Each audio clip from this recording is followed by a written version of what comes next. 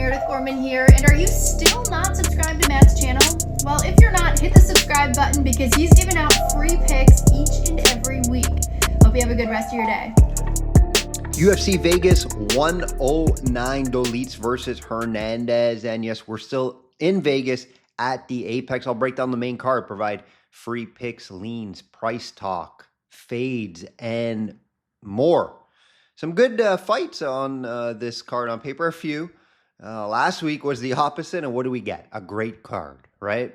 I did mention it, guys. Sometimes the cards on paper that don't look the best turn out to be great fights, and we had two big fights. Like, I would say we had two top 5 fights of the year, at least from recent memory. Maybe I'm forgetting about something earlier in the year, but that Rebecca and Duncan fight, I did not think that fight was going to be good on paper at all.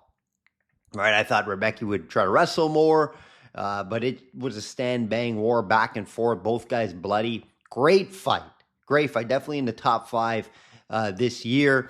And then the Ribovitz and Brenner fight. Wow, also a good fight. Both top 5 fights, in my opinion, of the year. So definitely made the card.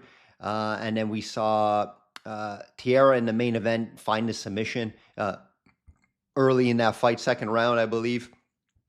And it was just, a solid card all around. On paper, again, though, a lot of complaints, right?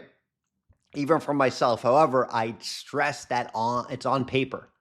It's on paper. It's a bad card. Doesn't mean we're not going to see good fights, right? At the end of the day. First time all year, I stayed away. I didn't have any bets on the card, so no bets to recap from the podcast. Though, obviously, I was on Tierra in the main event. Advised to take him by a finish. You improved that price. Hopefully you did that. Rebecca, I guess, was a little surprised. I thought Duncan was live. He was fighting well. And that's why I believe the Duncan price, there was some value there for sure. Ribovitz was on his side as well. So, yeah, if I did have a betting card, it would have been a profitable card. But we stayed away last week. NFL, guys. NFL is around the corner. Pre-season has begun. I'll be releasing a few podcasts to look out for. This is just more of an announcement. We'll be doing, I usually do a futures podcast anyways, but I kind of put it all in one. But we're going to do it different this year. We're going to do an AFC podcast. So I'm going to look at teams, look at divisions, give some free picks out, a little preview of the AFC, and then the week after the NFC breakdown. So we'll kind of split it up in two. They'll probably be out in the next few weeks during preseason. So look out for that. It will be, of course, audio and video. If you are listening on Spotify or Apple Podcasts, shout out to you. Obviously, I do have more listeners over there these days than YouTube. If you are still grinding, listening on YouTube, thank you so much. It's appreciated. Give me a thumbs up. Definitely helps. Busy time of the season coming up. We got NFL, UFC, PGA, and then, of course, NHL I dabble in as well. So if you like volume, this is the best time to get on board. Systemsportscapping.com or link.me/systemcapping. Client opportunities are over there, updated records, and more on the website. Let's get right into the card, guys. Let's get right into this card. Like I always say, guys, shop around, right? Shop around, have multiple sports books.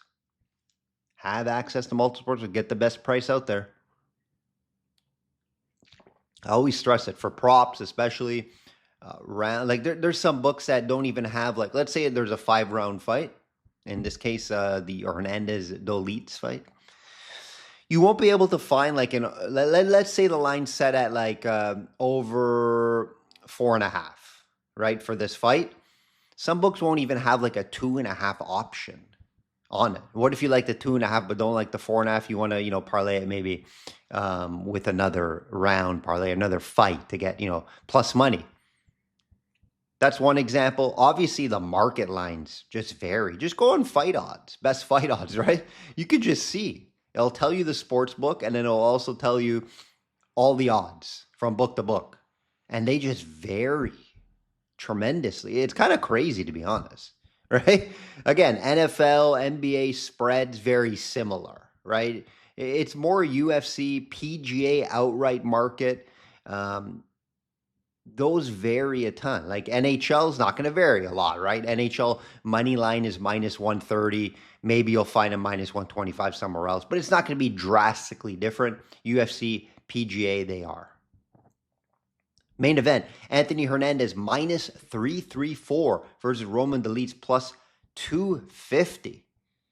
Now, Anthony Hernandez should be favored in this fight. He's a nightmare to fight. I do my market lines beforehand. Before before anything, right? Before listening to any podcast, before reviewing the market lines online. And I had Anthony Hernandez, minus 200, minus 225. That's the range I had him in. It's minus 334 here, right? The lead's going to be his toughest test yet. I don't think the most skillful guy, but his toughest test yet, in my opinion.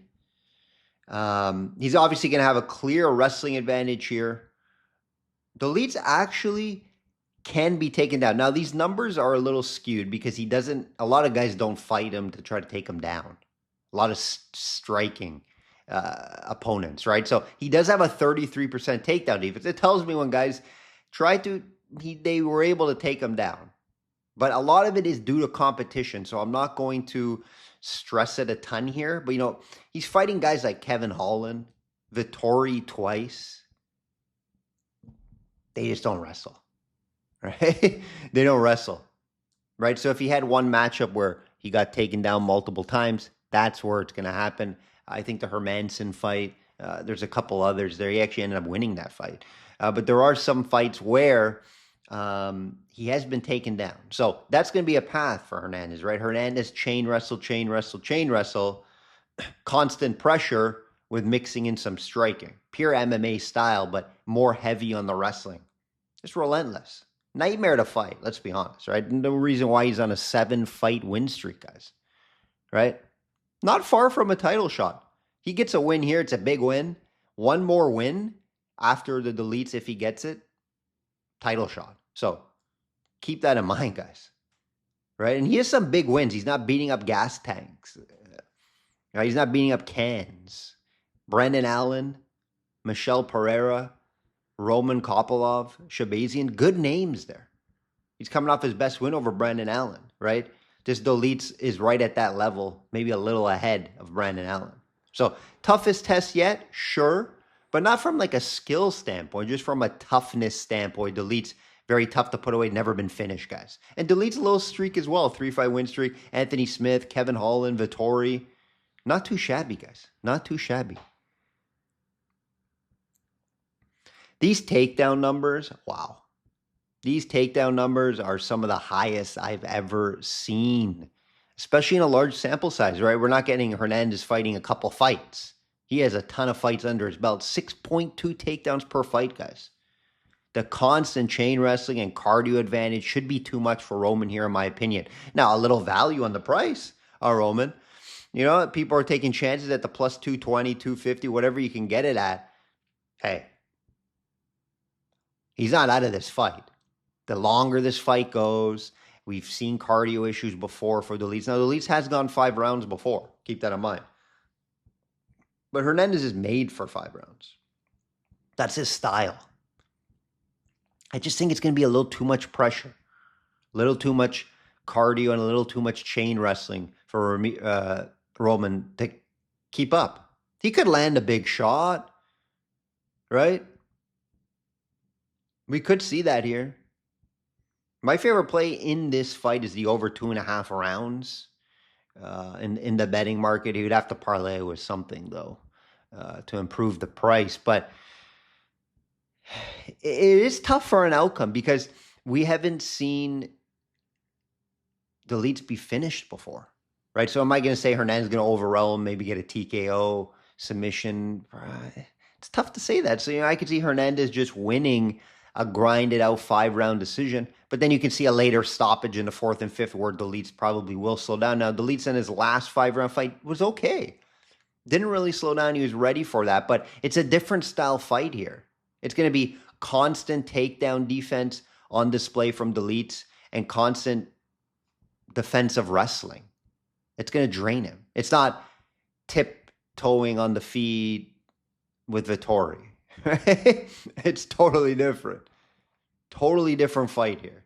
So I do believe the leads probably fades down the stretch here. Hernandez wins this fight either by a late stoppage or decision. Love the over 2.5 rounds here. Co-main, it's a random one, but it's a short notice one, right? So we're not going to get too deep into the woods on this one. But Urseg minus 550, guys, versus Osborne plus 400. You know, we're seeing a big step down here for Urseg, obviously in competition, right? Now, he's lost 3 in a row. Must win here for him. But they're against the best guys in the world. Let's stress that, guys. Pantoja, Kai Kara-France, and Moreno. All right? They're the best 3 guys in this division. So I'm not going to give him too much slack there, right? Going from these guys to Audie Osborne, who's coming in on short notice, and this fight had to be moved up a weight because he can't make the weight, tells you, he's not ready for this fight. Now, I do believe he trains in Vegas, but, he's just not a guy to back here, right? Urseg's going to be just a little bit better everywhere, going to be faster on the feet, should be able to just pick them apart. Audie, he's 13-8 for a reason, guys. He's lost 3 of his last 4 fights.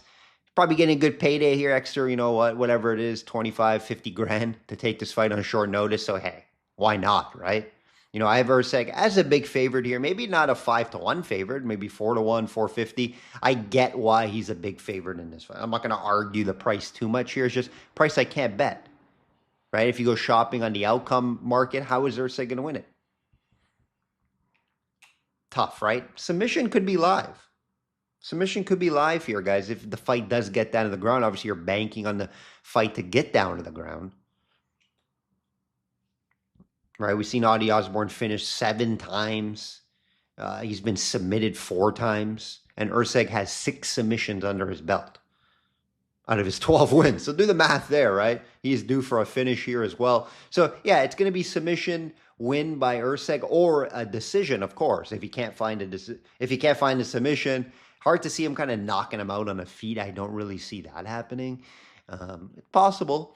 Like I said, Osborne has been finished multiple times on the feet and submission game. So interesting to see how this one finishes. But yes, Urseg should win this fight. Short notice for Audie Osborne. Tough spot for him. Lucindo minus 200 versus, yes, Angela Hill plus 170 still going into. Hey, guys, there's value at Angela Hill at plus 170. Yes, she's 40, but she's not 40. Do you know what I mean?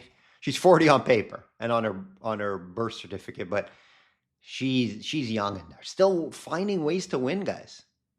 Don't let her 18-14 record fool you. Right? 3 wins in her last 4 over young opponents. Yes, Lucindo's younger. She should be favored. I get it. I would favor her too in the market, but it's a little wide here. Lucindo, I'm not high on her. She was on a nice run there, winning 4 in a row, and then lost last time out to Lemos, which is a little surprising. I believe Lemos was the underdog in that fight. Yes, like on paper, everything you say, yes, Lucindo should win this fight. I'm just saying there's a little value here with Hill. I don't think she's done. She's been there, done that, veteran fighter. Tough for Lucindo at her age, right? Stats tell me Hill has more volume as well. And in these type of fights where you expect probably go to the decision, it's going to be a close fight, in my opinion.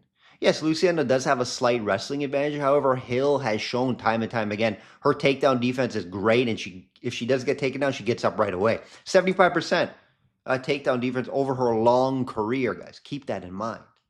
It's a long career. Over 2.5 rounds, obviously my favorite play here. Again, you're going to have to pay up for that. Fight goes the distance. Right, but I think Hill is live at plus 170. Am I going to be betting it? No. I usually stay away from mid-tier MMA women's fights for myself and clients, guys. But if I do bet it, it's rounds or fight goes the distance. Right, because I do believe there's value on Hill. Is it enough for me to bet it? If I get to, it's a very small unit. But I wouldn't be confident sitting with that ticket. But I would be confident, the fight goes deep or the distance. Feely plus 200. Versus Chris Rodriguez, minus 250. I would say from a value and market standpoint, pricing standpoint, a bit of value on Feely, just due to the veteran presence. I think he's kind of towards the back end of his career. Not too sure how focused he is right now. He has been showing that he's been chinny as of late as well. Christian Rodriguez is still a young buck, right? He got some big wins over some guys, but now he's come back down, lost some fights as well. Both guys have lost 2 of their last 3 fights. All right, both heading into the wrong direction. Rodriguez, like I mentioned, that's 7 years younger than Feely, and I just believe Feely has slowed down a little bit. Chin is going as well. Right, Feely now has been finished 7 times, and twice in his last 3 fights. That's concerning for me. That tells me that he's dropped off a level here. Rodriguez seems to be a bit faster, a little better in most areas. So I do have to back Rodriguez here in this fight. I just don't love the price. Very difficult for me to bet Christian Rodriguez. And the outcome is very difficult. Very difficult. Could go, 3 rounds. Rodriguez wins by decision. Could see a finish here. But Feely also is not out of this fight. He has a shot to win this fight. Again, veteran guy. Maybe he's dug deep in training camp. Maybe he's going to come in and be able to take down Christian Rodriguez. We've seen Rodriguez slide as of late after he had some big upsets earlier in his career. So Feely's not out of this fight. This is a fight I will not be betting. For podcast purposes, the play is Christian Rodriguez. Just don't love the price here. Last one we'll talk about, guys, and it's Matsumoto is back. -300 versus Miles John, +240. Big step down here for Matsumoto. Seems like they rushed him a little bit, right? He was looking good early in the career, beating up some, mid to lower tier guys, and then they moved him up to Rob Font. Now, guys, that was a split decision. It wasn't like he was way out of it. It's just his wrestling wasn't good enough, right? How to beat Rob Font, you wrestle him, you take him down. It wasn't good enough. And he can wrestle Matsumoto, but he showed that, it's not an elite wrestling style. All right, still 16-1. Very nice record. Very winnable matchup here. And I expect him to win this fight. Right? He's beating guys like Brad Canota. You went from Brad Canota to fighting Rob Font. It's just too much of a step up, in my opinion, there. Right? Miles John, big step down. Not too high on Miles John's way to win fights for him is, very, boring style, hold you against the cage, try to get the fight down to the ground. I don't think he's going to have success against Matsumoto here. So I agree with him being favored. -300, maybe not. He's a younger guy. He showed some issues in the Rob Font fight, but I expect him to win this fight. He's probably my favorite winner on this main, Ursag. The price tells you that. But for the main card here, Matsumoto will be right up there. Let's see here. Some stats. Like, I love the volume too, right? Matsumoto over 5 per minute significant strikes compared to John's just 3. He's just over 3. He's always low volume, John's. I don't know how he wins this fight, to be honest. Right? And I give Matsumoto a slight lean in the wrestling as well. Now, Johns does have solid takedown defense. I do have to mention that. And his defense on the feet is fairly good. You don't see too many high 60% on the feet. These 67% on the feet. That's pretty good. Because he usually likes to keep the fight close. So interesting. Interesting from a stat standpoint when you look at it. But I have a hard time seeing how Johns wins this fight. He's not going to be able to just be more physical than him and just kind of hold him against the cage and take him down. That's not going to happen here. So I don't really see how he fights. Matsumoto showed he's a dog as well in that Font fight, and he showed he could stand and strike as well. So yeah, interesting one to open up the main card here. A couple good fights here, guys, for this card, but the big one, right? Chimaev and DDP is around the corner. Can't wait to break that down. Can't wait for that fight. It's one of the most anticipating fights of the year. We'll be talking about that next week. Like I always say, guys, bet smart and know your limits. Enjoy this card.